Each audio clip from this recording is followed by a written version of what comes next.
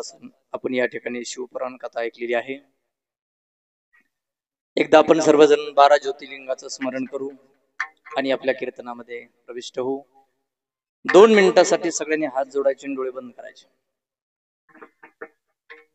ज्याला माझ्यासोबत म्हणता येईल त्यांना म्हणायचं, नाही म्हणताला काही हरकत नाही, पण माझं म्हणणं संपेपर्यंत डोळा कोणी उघडायचा नाही, मी सोडून। मला कसं कळेल? लक्षात ठेवा, ज्योतिर्लिंगाचं स्मरण होण्याच्या अगोदर जर कोणी डोळा उघडला,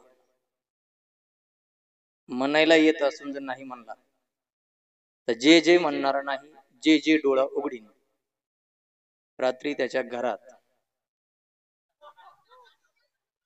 त्याच्या स्वप्नात महादेवाच्या गळ्यातला बाबा येईल।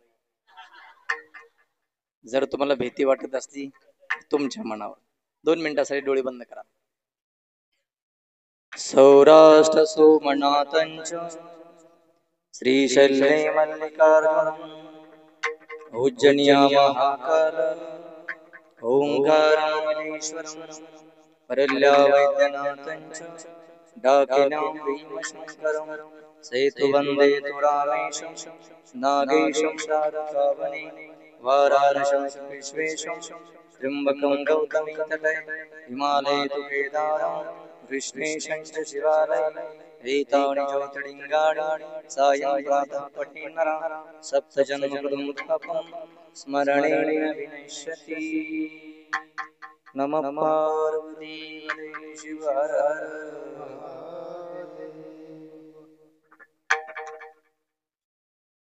उघडा जाता झोपेत। एदसे चरित्र केले नारायणी रांगता गोधनी राखीत आहे, माझी वाणी तुझे वर्णी गुणनामाई से देई प्रेम काही कळा। ऐकू कमी करा एकदम। प्रस्तुत प्राप्त प्रसंगाच्या कीर्तन रूपी सेवेकरता निवडलेला अभंग संत श्रेष्ठ जगदमान्य जगदवन्य वैराग्याचे मूर्तिमंत पुतळे जगाचे गुरु जगदगुरु संत श्रेष्ठ तुकाराम महाराज यांचा त्यांच्या गाथातील काला या सदरातील असून या अभंगामध्ये जगद्गुरु तुकोबरा भगवान परमात्म्याने गोकुळामध्ये अवतार धारण केला, केला कशा करता आणि काय चरित्र केले याचं चिंतन म्हणजे अभंग आहे। विठाला विठाला विठाला।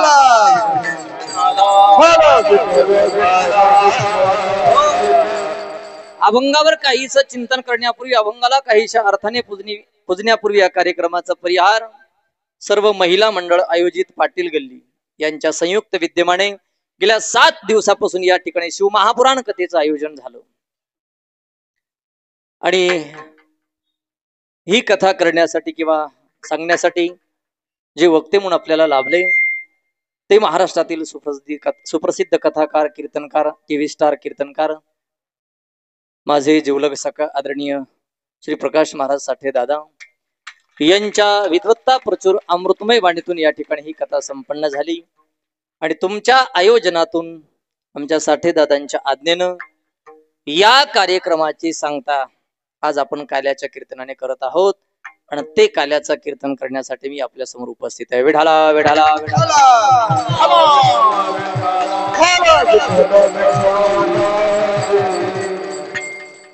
या कार्यक्रमाला उपस्थित श्रोत्यामध्ये लहान थोर आबाल वृद्ध महिला पुरुष सर्वांना वंदन करतो। आदरणीय ज्येष्ठ श्रेष्ठ कीर्तनकार कथाकार माऊली महाराज तुम्हालाही वंदन करतो। ज्यांनी आता सुंदर चाल गायली ते आदरणीय बाप्पा महाराज आपल्यालाही वंदन।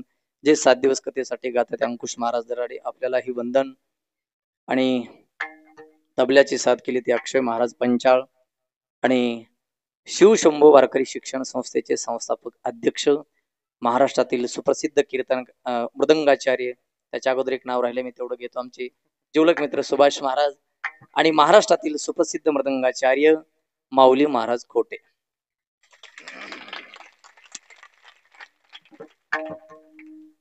आता या मंडपामध्ये 4 माणसं असे पकवाज वाजवायला आहेत ते माऊली महाराज खोटे,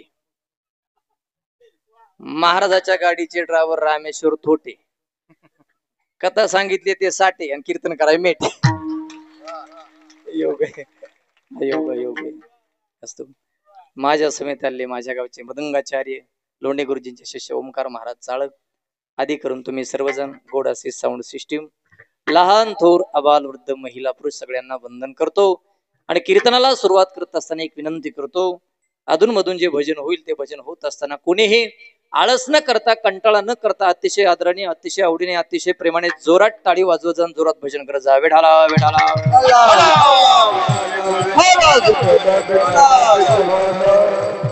या कथेच्या संबंधाने बोलायचं झालं तर इथं आयोजक आणि वक्ता यांच्याबद्दल नाद नाही करायचा. ऐका, तुमच्या आयोजनाने आणि आमच्या साठे दादाच्या चिंतनाने ही वडवणी नगरी वडवणी नाही राहिली तर कैलास मानस सरोवर बनली, लक्षात ठेवा. आणि शिवपुराण म्हणजेच आपल्यासाठी मानस सरोवर आहे, लक्षात ठेवा. त्या मानस सरोवरामध्ये जाऊन जर स्नान करायचं म्हटलं तर जाणं शक्य नाही. 2-3 वेळा विमान बदलावं लागतं. ते काय टमटम बदलायचं का? विमान बदलावं लागतं. विमान 2-3 वेळा. वेळ पाहिजे, पैसा पाहिजे, प्रवासाची सहनशक्ती पाहिजे. जर एवढं असून आपण त्या मानस सरोवरामध्ये गेलो तर परत येण्याची गॅरंटी नाही. ऑक्सिजन कमी मिळतो, बर्फ आहे सगळा, मरावं लागेल. ऐका, पण शिवपुराण हेच आपल्यासाठी मानस सरोवर आहे. मला वाटतंय त्या मानस सरोवरामध्ये जावं लागतंय, पण शिवपुराण सरोवर हे आपल्या घरात येत आहे. अजून ऐका, त्या सरोवरामध्ये जर माणूस एखादा पाय घसरून पडला तर निश्चितपणे बुडण्याची भीती आहे. पण या कथारूपी सरोवरामध्ये बुडाला त्याचा बेडा पार आहे. अजून ऐका, त्या सरोवरामध्ये फक्त पाणी आहे. नीट ऐका, त्या मानस सरोवरामध्ये फक्त पाणी आहे. पण या शिवपुराण सरोवरामध्ये व्यासांची आणि गेल्या 7 दिवसापासून आमच्या साठे दादांची वाणी आहे. आणि शेवट सांगतो, त्या सरोवरामध्ये जे रोज स्नान करतात ते राजहंस असतात. नीट ऐका, त्या सरोवरामध्ये जे स्नान करतात ते राजहंस असतात. पण प्रेमाने जी माणसं कथा ऐकतात ती परमहंस होतात, लक्षात ठेवा. त्याच्यामुळे श्रोतेही तसेच आणि वक्ताही तसाच. आणि वक्त्याबद्दल तर काय बोलायचं नाही, अख्खा महाराष्ट्र बोलते. रोज सकाळी टीव्हीला सगळा महाराष्ट्र नव्हे, महाराष्ट्राच्या बाहेर पाहिलं जाते. आणि आमच्या साठे दादांची, प्रकाश महाराजांची वाणी जेवढी गंगेसारखी कळकळ वाहते, पवित्र वाहते, तेवढं मन ही तेवढं गंगेसारखं पवित्र आहे महाराज. त्यांच्याबद्दल जास्त बोललं तर त्यांना जमणार नाही, म्हणून त्यांनाही वंदन करतो, सगळ्यांना वंदन करतो आणि अभंगाच्या चिंतनाकडे येतो. विठाला विठाला विठाला.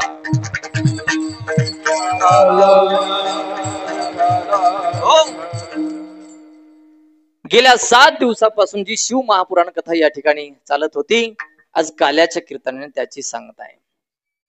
परमार्थिक साधना 3 दिवसाची असो, 5 दिवसाची असो, 7 दिवसाची असो, महिनाभराची असो किंवा वर्षभराची असो, ज्या कीर्तनाने त्या साधनेची सांगता होते ते काल्याचं कीर्तन आहे. जसं गंगेचा पूर्ण विराम सागर आहे किंवा समुद्र आहे, मंदिराचा पूर्ण विराम कळस आहे, तसं या परमार्थिक साधनेचा पूर्ण विराम म्हणजे काल्याचं कीर्तन आहे. काल्याचं कीर्तन झालं की कार्यक्रम संपला असं वेगळं सांगायची गरज पडत नाही. आणि म्हणून माझं भाग्य हे कीर्तन पुष्प भगवंताच्या चरणी वाहण्यासाठी या ठिकाणी मी उपस्थित झालो. आणि त्या चिंतनासाठी ठेवलेला अभंग जगद्गुरु तुकोबरायचा आहे. 4 चरणाचा आणि अभंगामध्ये जगद्गुरु तुकोबराय परमात्म्याने अवतार धारण केला गोकुळामध्ये कशा करता आणि काय चरित्र केलं त्याचं चिंतन करत आहेत. आणि ऐका,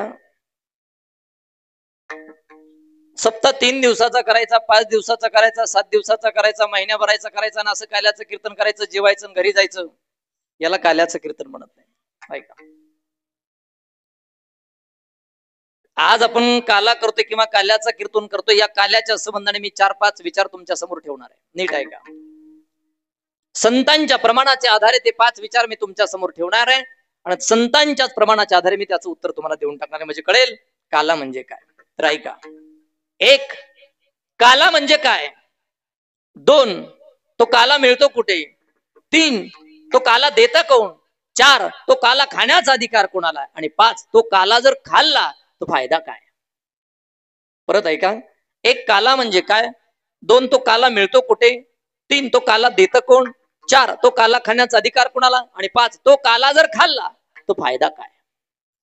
पहिला विचार आपल्या समोर आहे, काला म्हणजे काय. 7 दिवस कथा श्रवण करायची, कीर्तन श्रवण करायचे आणि शेवटच्या दिवशी सकाळचं असं कीर्तन झालं की जो काही प्रसाद तयार झालाय तो खायचा आणि जायचं. त्याला काल्याचं कीर्तन. काला म्हणजे काय ऐका. ज्ञानोबा सांगतात जीव परमात्मा दोन्ही बैसोनी ऐक्य असणे. देवाचं आणि जीवाचं ऐक्य याचं नाव काला. म्हणजे जिथून जीव निघाला तिथं जाऊन पोहोचणं याचं नाव काला. मग लक्षात ठेवा, देवाचं आणि जीवाचं ऐक्य म्हणजे काला. दुसरा विचार आहे, तो काला मिळतो कुठे? विशेष हा लाभ संत संगे, विशेष हा लाभ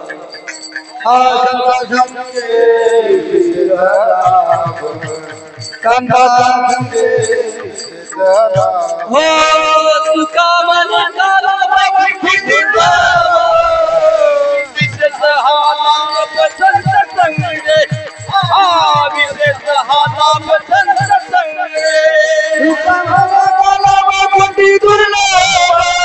विशेष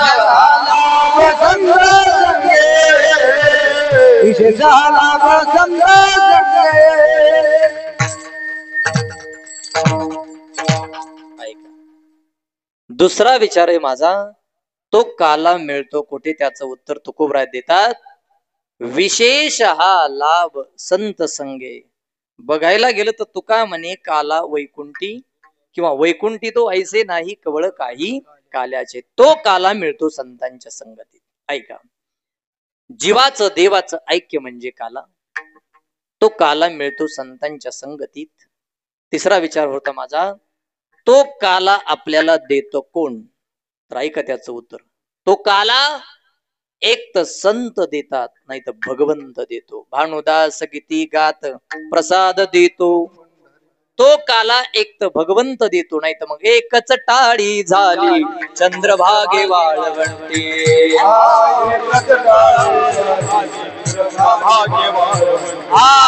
माझा ज्ञान राजा गोपाळासी लाया वाटे.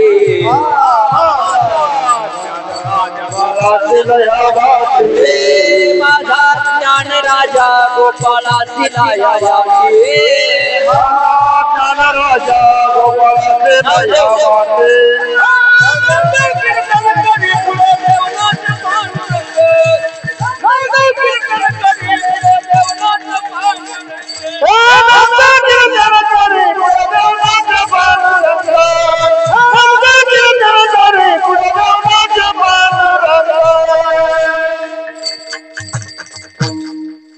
काय झालंय बघा, आयोजन झालं भारी, महाराज त्याच्यापेक्षा भारी, पण जागा पडली कमी. नाही का?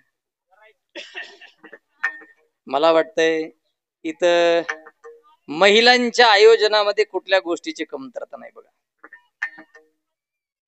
वक्ता अतिशय छान आहे, बसण्याची व्यवस्था छान आहे, कार्यक्रमासाठी साऊंड सिस्टम छान आहे, आज कीर्तनासाठी गायक वादक छान आहे, सगळं छान आहे. फक्त आजचा महाराज लहान, बाकी सगळं छान असतो. वा, काला देत कोण? एक तर भगवंत, नाही तर संत. एकच टाळी झाली, एकच टाळी झाली चंद्रभागी वाळवंटी. माझा ज्ञान राजा गोपाळासी लाया वाटे. माझा ज्ञान राजा गोपाळासी लाया वाटे. तो काला एक तर संत देतात, नाही तर भगवंत देतो. पहिला विचार देवाचं जीवाचं ऐक्य आहे. तो काला मिळतो कुठे? संतांच्या संगतीमध्ये. तो काला देत कोण? संत नाही तर भगवंत. आणि चौथा विचार अतिशय महत्वाचा, याच्यापेक्षाही, तो काला खाण्याचा अधिकार कोणाला? काला खाण्याचा अधिकार कोणाला? मी तुम्हाला गमतीने प्रश्न विचारतो सगळ्यांना. आज काला झाल्यावर ज्यानं 7 दिवस ऐकले त्याला अगोदर जीव घातलं पाहिजे का? आज आले त्याला.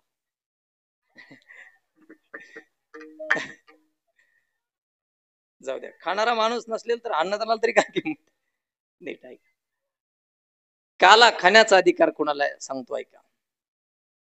तुकोबरायचं प्रमाण आहे, वैष्णवांनिका काला वाटू एकमेका, पण वैष्णवांनिका संभ्रम. निक्या वैष्णवाला काला खाण्याचा अधिकार आहे. मत ऐका, निक्या वैष्णवाला जर काला खाण्याचा अधिकार असेल तर निक्का वैष्णव नेमकं म्हणायचं कोणाला? माळ घातली, गंध लावला, वारी केली, व्रत केलं, कीर्तन भजन केलं म्हणजे वैष्णव होत नाही. वैष्णवाच्या काही व्याख्या आहेत. निक्का वैष्णव कुणाला म्हणायचं ऐका व्याख्या पहिली. वैष्णवतो जया अवघी देवावरी माया. ज्याचं सगळं प्रेम भगवंतावर आहे त्याला म्हणायचं निक्का वैष्णव. वैष्णवाची दुसरी व्याख्या मी तुमच्या समोर सांगेल. वैष्णव जन तेरे पीड पराई जान रे. बघा बघा बघा, दुसऱ्याची पीडा बघून ज्याला पीडा होते त्याला म्हणायचं वैष्णव. किंवा दुसऱ्याचं दुःख बघून ज्याच्या अंतःकरणामध्ये दया निर्माण होते त्याला म्हणायचं वैष्णव. थोडं सोपं बोलू का? ऐका. दुसऱ्याचं सुख बघून जो सुखी होतो आणि दुसऱ्याचं दुःख बघून जो दुःखी होतो त्याला म्हणायचं वैष्णव. याच्यासाठी तुम्हाला एक प्रश्न आहे माझा, सांगा आताच्या जगामध्ये दुसऱ्याच्या सुखाने सुखी होणारी माणसं जास्त आहेत का दुसऱ्याच्या सुखाने दुःखी होणारी जास्त आहेत? दुसऱ्याच्या सुखाने दुःखी होणारी जास्त आहे. एवढा मोठा बंगला कसा, एवढी मोठी गाडी आहेच कशी याच्याकडे, एवढी मोठी शेती आहेच कशी याच्याकडे? अर्थात दुसऱ्याच्या सुखाचं आपल्याला दुःख आहे, लक्षात ठेवा. त्याच्यापुढे एक प्रश्न विचारू का तुम्हाला? मला सांगा आताच्या जगामध्ये चांगली माणसं जास्त आहेत का वाईट? वा, वक्ता जेवढा भारी होता म्हणजे श्रोतेला काय बघायचं. काय काय चांगली माणसं कमी आहेत आणि वाईट माणसं, थोडं पुढे बोलू का? आताच्या जगामध्ये विंचू चढवणारी जास्त आहेत का उतरणारी? चढवणारी. काय बघा, सकाळी सकाळी एखाद्या माणसाने शेतामध्ये जावं, जनावराला खायला टाकावून एखादी गंजीची पेंडी काढावी, त्याच्यामध्ये एखादा विंचू यावा, त्यानं माणसाच्या हाताला दणका मारावा, माणसाच्या हाताची आग आग व्हावी, माणसाने गावाकडे पळावं, पुन्हा रस्त्यात चढविणारा भेटावा, मग तर मेल असते. का असं होतंय? जगामध्ये चढवणारी जास्त आहेत आणि उतरवणारी कमी. अर्थात चांगली माणसं कमी आहेत आणि वाईट माणसं जास्त आहेत. ऐका कलीचे महिमान असत्या सिरीज लेजन, पापा देती अनुमोदन करती हे. मग दुसऱ्याच्या सुखाने जो सुख, तुका म्हणे सुख पराविया सुखे, दुसऱ्याच्या सुखाने जो सुखी होतो आणि दुखवी अनेकाच्या दुःखे. दुसऱ्याच्या सुखाने जो सुखी आणि दुसऱ्याच्या दुःखाने जो दुःखी त्याला म्हणायचं वैष्णव. विठाला विठाला. हो, नुसत्या माळीवर, गंधावर, वारीवर, व्रतावर, भजनावर, कीर्तनावर वैष्णवाची व्याख्या ठरली जात नाही. हे बाह्य लक्षण झालं. आषाढीला देहूवरून आणि आळंदीहून मोठा पालखी सोहळा निघतो पंढरपूरला जायला. जवळजवळ 10 लाख वैष्णव किंवा 10 लाख वारकरी असतील. 10 लाख काय निके वैष्णव असतील असं वाटतंय का तुम्हाला? समजा त्याच्यातले 7-8 लाख ओरिजिनल वैष्णव वारकरी, पण वरचे जे 2-3 लाख आहेत त्यांना पांडुरंगाचं काही घेणं नाही, ज्ञानोबा तुकोबाचं काही घेणं नाही. तुम्ही म्हणता हे गेले कशा करता? एकच काम, सदा सर्वदा योग तुझा. वारीमध्ये खायला भेटतं. सासवडच्या पुढे जाईपर्यंत खाऊन खाऊन मरायची बारी. खायला गेलेली माणसं दिंडीच्या पुढे जायचं, वारकऱ्याला कोण काय चांगलं वाटते ते बघायचं, घ्यायचं, खायचं, तसंच पुढे चलत राहायचं. पुढं जाऊन घेऊन खाणारी माणसं वेणेकऱ्याच्या, माळकऱ्याच्या, टाळकऱ्याच्या वाट्याला शेल कमाल येऊ देत नाहीत. पुढे जाऊन सगळा शेल कमाल हाणतात पुढे जाऊन. काही लोक म्हणते महाराज तिथं देणार देते, घेणार घेते, तुमच्या का पोटात दुखत आहे? तुमचंही खरंय. पण मला वाटतंय पुढे जाईनात का, लाईनला लागणार का, घेईनात का, खाईनात का, आपल्या काय बापात चालले. पण लाईनला लागत असताना एवढं तरी डोकं ठिकाण्यावर ठेवावं, पुढं काय वाटायला हे तरी बघावं आणि मग लाईनला लागावं. तुमच्यासारख्या 10-15 बाया काहीतरी घ्यायला लाईनला उभ्या होत्या. आमच्या दिंडीतला माणूस त्या बायाच्या मागे लाईनला उभा राहिला. ह्या माणसाचा नंबर आला तेव्हा पुढे हळदी कुंकू वाटायले होते. खातो का हळदी कुंकू तू? आता किती वर्ष अशी वारी केली म्हणजे पांडुरंगांची आपली भेट होईल, ज्ञानोबा तुकोबरायची आपली भेट होईल. ऐका, माळ घालणं, गंध लावणं, वारी करणं, व्रत करणं, भजन करणं, कीर्तन करणं ही बाह्य लक्षणं झाली. पण दुसऱ्याच्या सुखाने सुखी, दुःखाने दुःखी हे अंतर्लक्षण झालं.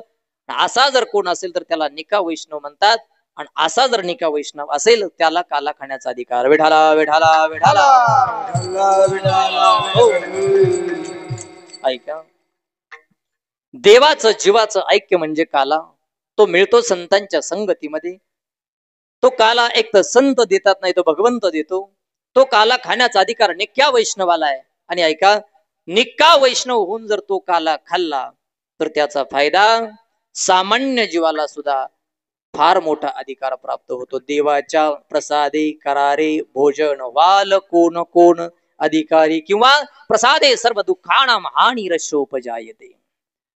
निका वैष्णव होऊन जर आपण तो काला घेतला खाल्ला तर आपल्या सगळ्यांच्या पाठीमागे एक सर्वात मोठं दुःख लागले. त्या दुःखाचं नाव आहे जन्म आणि मरण.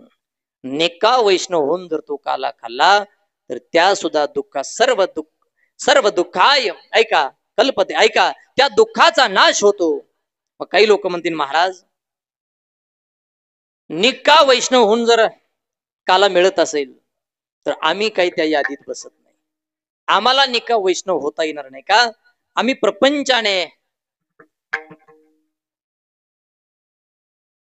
भरभटलेली माणसं आहोत, आम्हाला काही निका वैष्णव होता येत नाही. मग महाराज, आम्हाला जर तो काला खावा असं वाटत असेल तर आम्ही काय केलं पाहिजे? महाराज म्हणतात, एक करा, तुम्ही फक्त देवाच्या चरित्राचं उच्चारण करा. चरित्र ते उच्चारावे,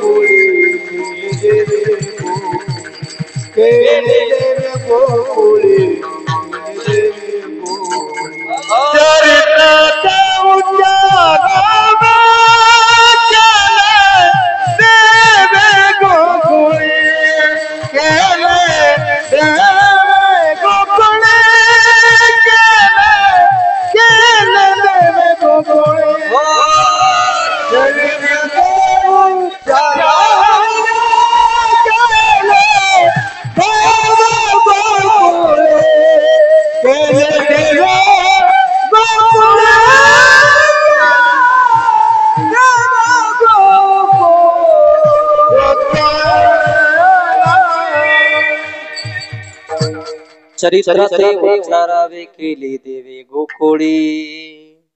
अधिकारी म्हणून जर काला सेवन करता येत नसेल तर तुम्ही एक करा, भगवान गोपाल कृष्णाच्या चरित्राचं वर्णन करा, चिंतन करा, गुणगान गा.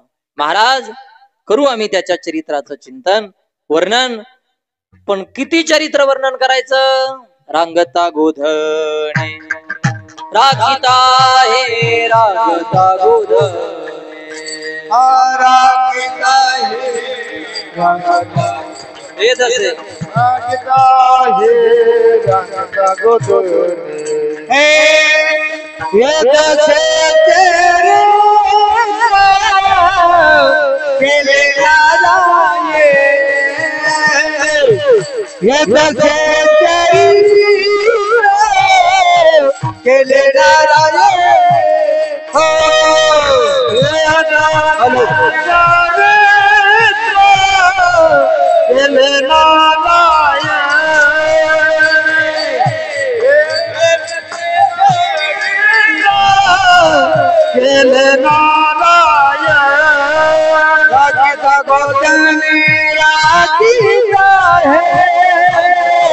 रंगता गोदन राखता है, रंगता गोदन राखता है, रंगता गोधन राखता है हो रंगता गोधन राखता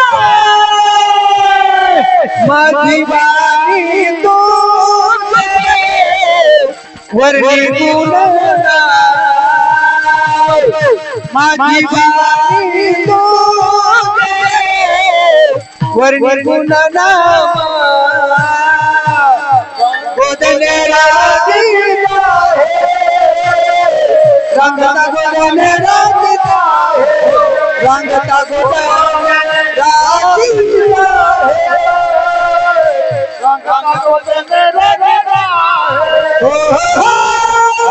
गोधन राखता है माझी बाई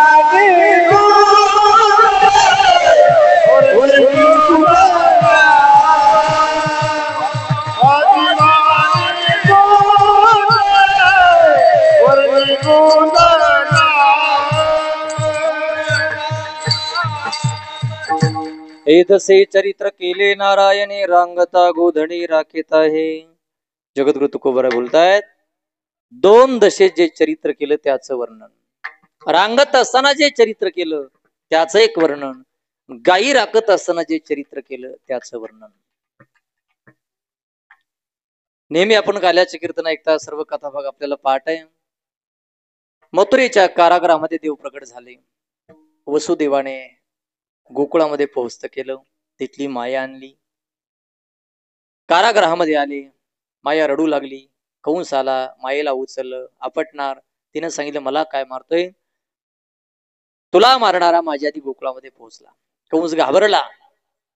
आता एका मथुरेमधून देव निघून गेला. कंसाला दुःख आहे, पण ज्या गोकुळामध्ये परमात्माला त्या गोकुळामध्ये सुख आहे. किती गोकुळीच्या सुखा अंत पार नाही लेखा. नुसतं सुख नाही तर घराघरामध्ये आनंदल्या नरनारी. परमात्म्याच्या येण्यानं गोकुळामध्ये आनंद आहे. नंदाच्या घरात बाळ जन्माला आलं ही बातमी पूर्ण गोकुळामध्ये पसरली आणि देवाला पाहण्यासाठी सर्व गोपिका नंदाच्या वाड्यामध्ये आल्या. आणि ज्यावेळ परमात्मा पाहिला, तेने वेधियले तेने वेधियले तेने वेधियले म्हणा. पाहिला पाहिला नंदाचा पाहिला पाहिला नंदाचा मोर मुकुट पितांबर काळ्या घोंगडीचा भाड एका जणाने लढीवा गोपाळाची खेळे काना कुंजवना. तेने वेदियल तेने वेदियल तेने वेदियल मना.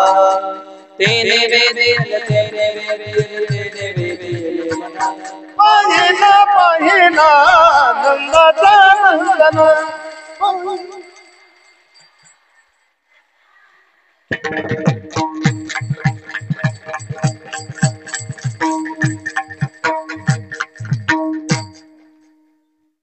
एवढं चांगलं गायलं तुम्ही, राहिलेलं कीर्तन ऐका. देवाला पाहिल्याच्या नंतर किती आनंद झाला. आनंदची अंग आनंदाचे आनंदाचे दोही आनंद तरंग. का एवढा आनंद झाला?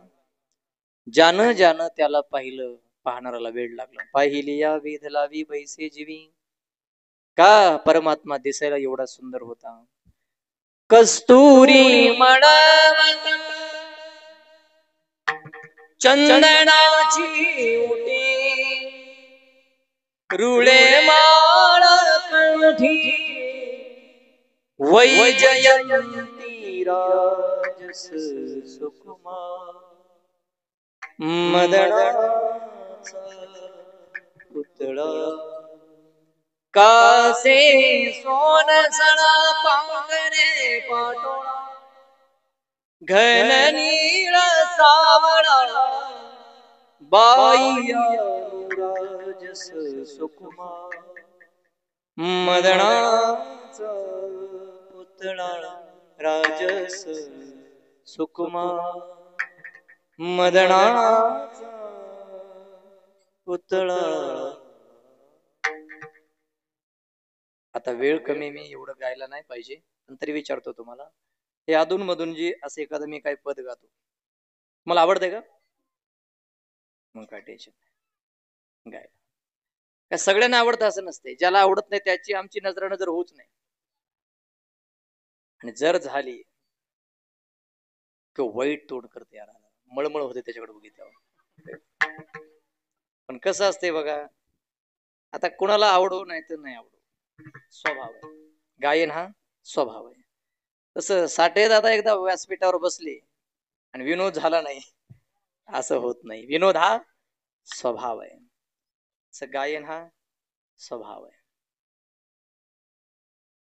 आणि आपल्यामध्ये मन आहे, जित्याचे खोड मेल्याशिवाय कुत्र्याचं शेपूट वाकडते वाकड. आता हा माझा स्वभाव मरेपर्यंत काय जायचा, पण नाही गेला तरी काय वाईट आहे का? बर जाऊ द्या. अरे जनावर एखादं त्याचा स्वभाव सोडत नाही, मी एवढा चांगला स्वभाव का सोडू हो माऊली? जाऊ द्या, एखादा जनावर तरी त्याचा स्वभाव सोडते का? आमच्या गावाकडे एक लग्न होतं, 12:30, 12, 12:30, 12:15 झाले तरी लग्नाची काही तयारी दिसेना. गावातले 2-4 शहाणे आले, ते नवरदेव पाराकडे न्यायचं होतं ना, परण्या काढायचं. अरे काय उरगणात? तर ते नवरदेवासोबतचे 2-4 पोरं म्हणले, परण्यामध्ये नवरदेवाला जायला बसायला गोड पाहिजे. म्हणजे गावात घोड नाही की, कुठून या ना म्हणले. शेजारच्या गावात गेले 2 जण घोडा नाही. 1 तासासाठी घोडं पाहिजे. पैसे किती? तुम्हाला 11,000. हे 15 घ्या, पण घोडं द्या. 15 दिले, घोडं घेत. पण घोड्यावाला म्हणला, ए तुम्ही घोडं न्यायलात न्या, पण या माझ्या घोड्याचा एक स्वभाव आहे, ह्याला वाजलेला आवाज जमत नाही. तुमचा डीजे बँड फटाका वाजवायचा नाही. म्हणले मग परण्या मुक्यानं म्हणले, असते का नवरदेवाची मिरवणूक काय मुक्या नसते?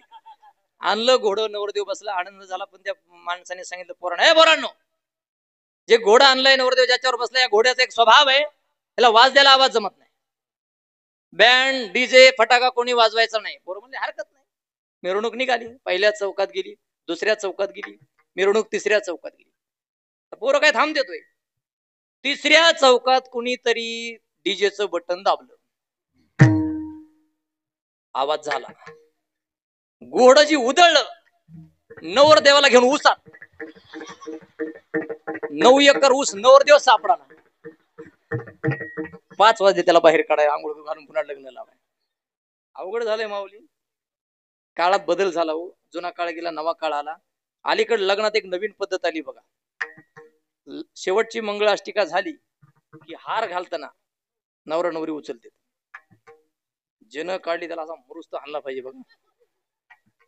मी एका लग्नाला गेलो होतो, नवरी हार घालाय पुढे आली, सोबतच्या पोराने काय केलं, नवरदेव उचलला, बिचारीचा हातच पुरट. कंटाळी शेवटी हार खाली घेतला. शेवटी पोरही कंटाळी नवरदेवाला खाली सोडलं. नवरी सोबत ज्या मुली होत्या त्यांना राग आला त्या पोरांचा. बघू म्हणली आता आपला नंबर आहे. आता नवरदेव हार घालाय पुढं आला, पोरींनी काय केलं, नवरी वडली महाग, हाफ तिकटाची म्हातारी केली पुढं. बघता काय, हार गेला म्हातारीच्या गळ्यात, पुढं कॅमेरा चालू, लोक जेवाय बसली, सगळं वराड जेवत आहे, आणि म्हातारी कॅमेरावाल्याच्या महाग, मगाचा फुटू मोड आहे, मराय घुसली होती का पुढं? काला येत महिना सगळं अवघड झालं महाराज. ऐका, अरे एखादं जनावर तर त्याचा स्वभाव सोडत नसेल तर एवढा चांगला मी स्वभाव माझा का सोडू? चला ऐका, ज्यानी ज्यानी देवाला पाहिलं, देवानं त्याला वेड लावलं. का देव दिसायला सुंदर होता एवढा महाराज. पांडुरंग कांती दिव्य तेज झळकते, रत्न कीळ भागती प्रभा, अगणित लावण्य तेज पुंजाळते, नवनवे ते सची शोभा, कानडाव विठ्ठलो करनाट कानडाव विठ्ठलो करनाट तेने मजलावे दिलावे दो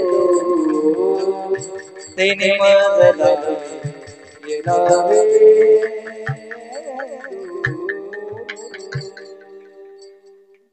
ज्यांनी ज्यांनी देवाला पाहिलं त्यांना वेड लागला किंवा समाधी लागली. ऐका, त्याच्यानंतर परमात्मा थोडे मोठे झाले. काग बग रिटा मारिले बाळपणी अवघी दैत्य खानी बुडविली. बालपणामध्ये अनेक प्रकारचे राक्षस मारले आणि परमात्मा आता थोडे मोठे झाले. किती मोठे झाले? रांगू लागले. कसे रांगत होते? तळवे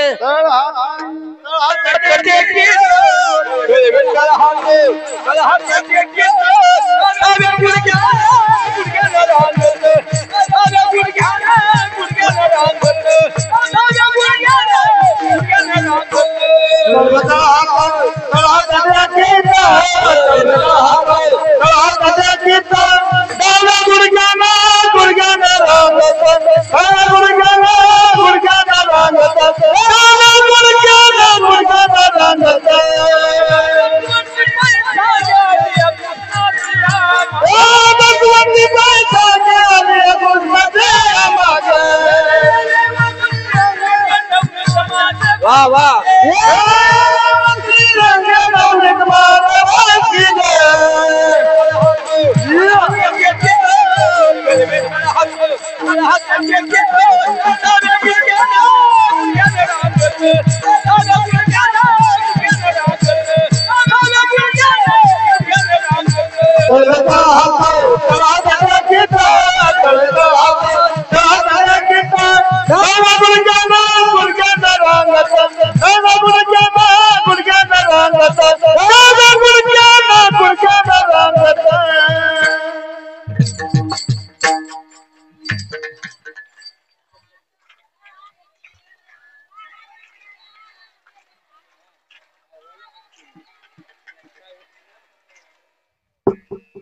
एक जणीचं म्हणणं चिंचवणकडे, एक जणीच इकडे, पण आवाज अतिशय छान आहे. आणि महिलांना भगवंताने कंठ इतका छान दिला, हे बस बघायचं काम नाही. चला, परमात्मा कसे रांगू लागले. तळवे तळहात टेकीत डाव्या गुडघ्याने रांगत रंगणी रंगणात तोम्या देखील सै.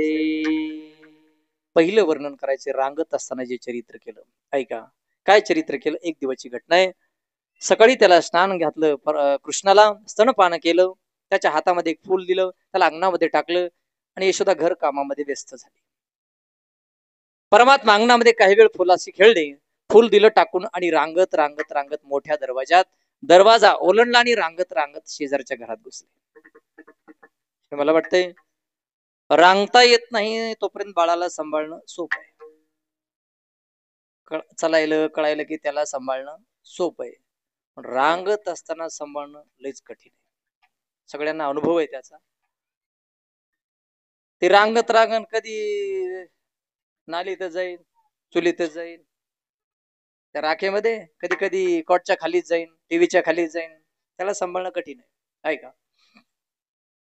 बऱ्याच वेळाने यशोदेच्या लक्षात आलं की देवाला मी अंगणात टाकलंय, बघू एकदा काय करतोय. यशोदा अंगणामध्ये आली, जे फूल दिलं होतं ते तिथं पडलेलं होतं, पण कृष्ण काय त्या ठिकाणी नव्हता. व्याकुळ झाली, कावरी बावरी झाली आणि मोठ्या दरवाजामध्ये आली. समोर गवळण चालली होती. यशोदेची अवस्था बघितली आणि विचारलं, यशोदे काय एवढी व्याकुळ झालीस? तर यशोदेने त्याचं कारण सांगितलं. माझा कृष्ण देखिला काय कोणीतरी सांग गे सांग. तिने विचारलं, काय करत होती? हाती घेऊन या अंगणी राहत आले मुला. पुढचीने विचारलं, तो इकडे तिकडे जाईपर्यंत तू काय करत होती? अरे यशोदेने सांगितलं, हो ते सारवित चूल. अग मी चूल सारवत होते. आता हे शब्द काढून टाकावं लागेल. होते पोषित मी गॅस राहिली नाही. ऐका, व्याकुळ झाली यशोदा. आणि बघा, काही क्षणामध्ये ज्या घरात मध्ये परमात्मा गेले होते त्या घरातली गवळून परमात्म्याला कडेवर घेऊन आली आणि मग देवाला पाहिलं आणि तिची व्याकुळता संपली. विठाला विठाला विठाला विठाला.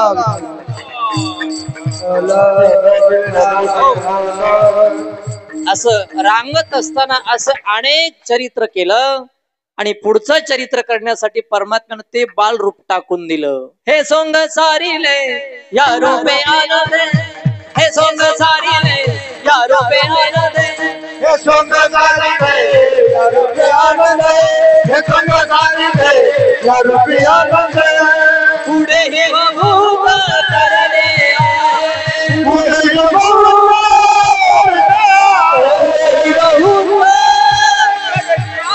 पुढे हे भूप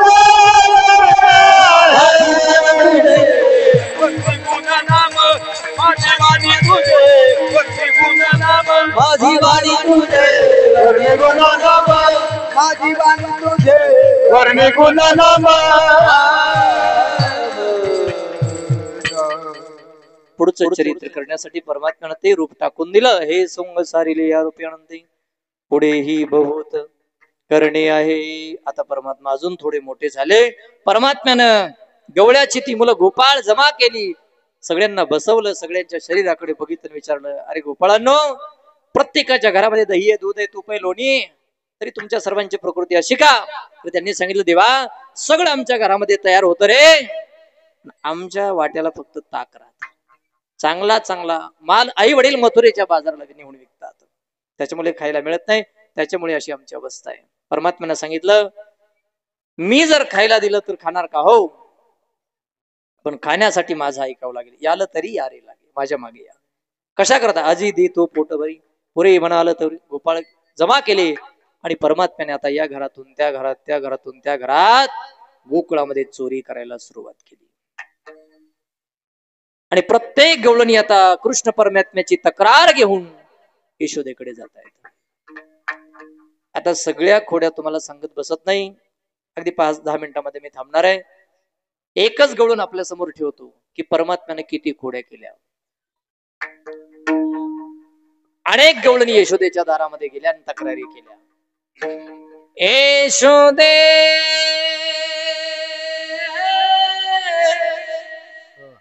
यशोदे हा बाळ तुझा. एकच गवळणी खोड्या सांगतो सगळ्या. यशोदे हा बाळ तुझा, कोणासी आवरेला तुझा गाणा, कोणासी आवरेला तुझा गाणा, कोणासी आवरेला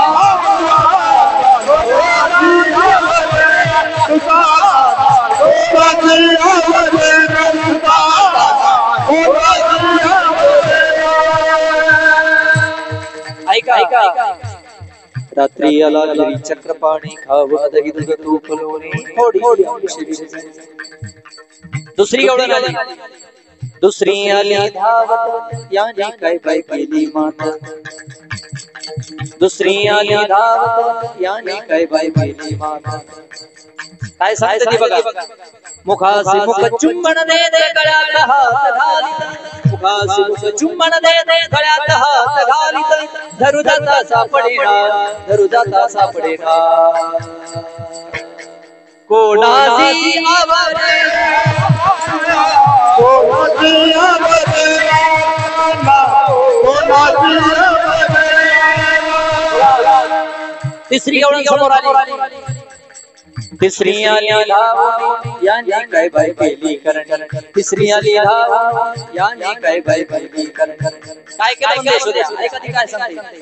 पतीची दाढी माझी वेणी, दोन्हीची गाठ बांधवणी, पतीची दाढी माझी वेणी, दोन्हीची गाठ बांधवणी, कोणा गाठ सुटेना, कोणा गाठ सुटेना. कोणासी आवरेला कोणासी आवरेला तुझा काना, कोणासी आवरेला तुझा काना, कोणासी आवरेला. आता सगळे इकडे एक झाल्या गोकुळच्या गवळणी. अवघ्या मिळवणी गवळणी आल्या नंदाची अंगणी, अवघ्या मिळवणी गवळणी आल्या नंदाची अंगणी.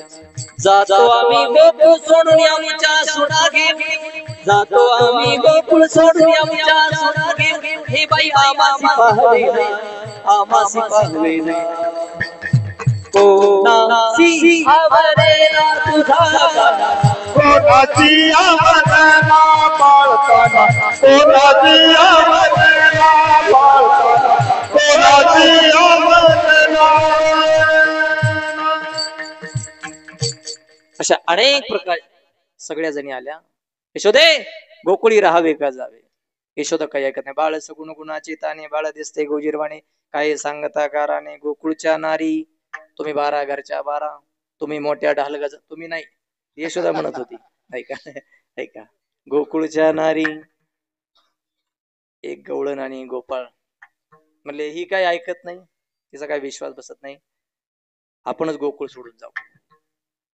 बैलगाडी आणली, पसारा भरला, चालले दुसऱ्या गावाला राहिला. पेंद्या पळत आला. देवा, त्या मागच्या गलीतली गवळण बाहेर गावाला चालली राहिली.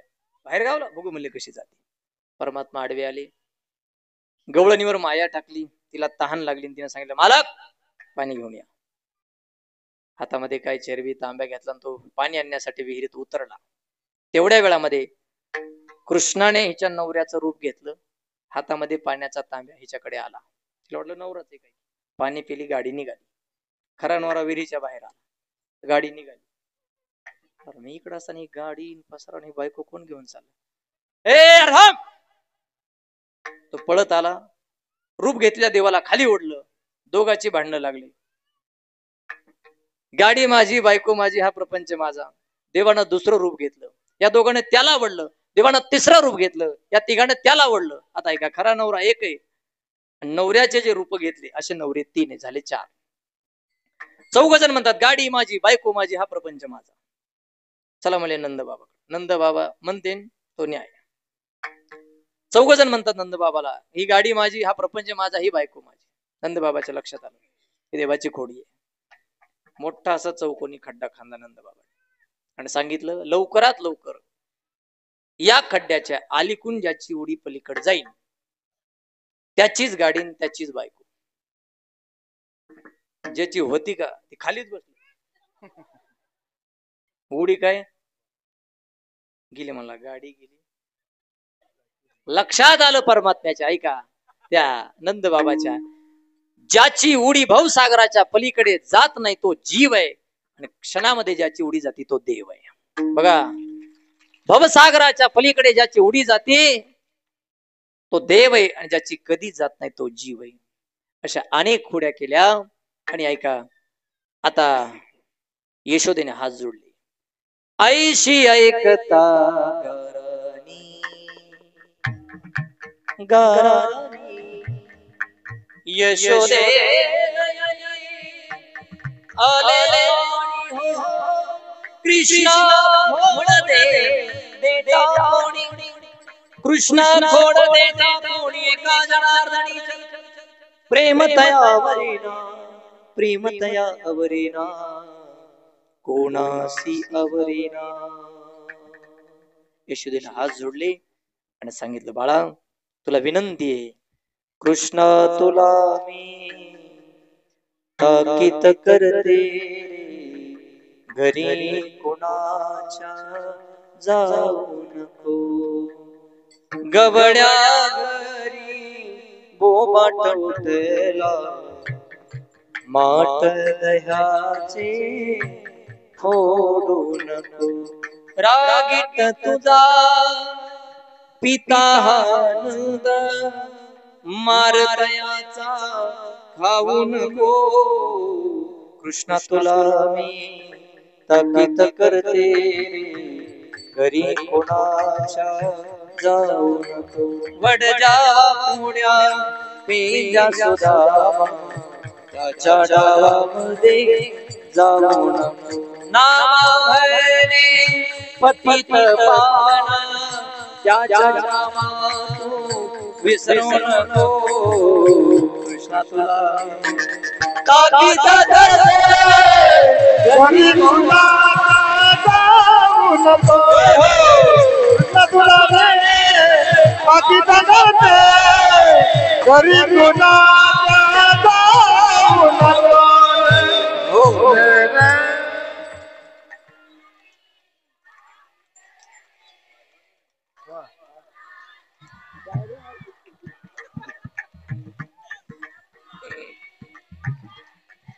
जेवढे मंदिर नाही द्वारका. वा वा वा वा, तिचा टाळी वाजवा तुम्ही तुमच्यासाठी आता. यशोदेने हात जोडले, विनंती केली, सांगितलं देवा बस आता तो गावामध्ये राहायचं नाही, उद्या जाई राणा सवे घेऊन गोधना. यशोदेचं ऐकलं आणि दुसऱ्या दिवशी परमात्मा तयार झाले, गायी सोडल्या आणि आईचं वचन सांभाळण्यासाठी. गोधने गोधने गोधने गोधने गोधने चारावया जातो शारंग पाणी. गोधने चारावया जातो शारंग पाणी. गोधने गोधने गोधने गोधने चारावया जातो शारंग